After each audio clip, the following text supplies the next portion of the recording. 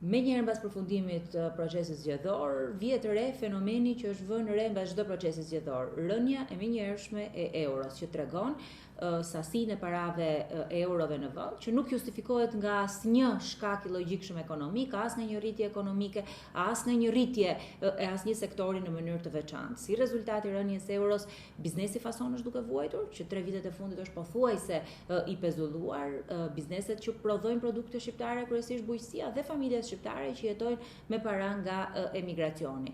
Duhen marrë masa të menjëhershme për të ndihmuar këto 3 sektorë, sepse mund të kthehet në një bumerang. Rënja e euros nuk vjen nga asnjë logjik ekonomike, nuk vjen nga asnjë shkak ekonomik.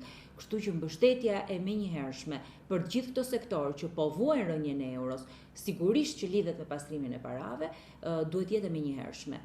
Ekonomia shqiptare ka nevojë për përgjigje konkrete. Familjet shqiptare kanë nevojë për masa konkrete, biznesi fason ka nevojë për një paketë se si mundet të dalë nga kjo krizë dhe nga ky cikël krizash që 3 vitet e fundit është fatkeqësisht duke i detyruar që të pushojë punonjësit.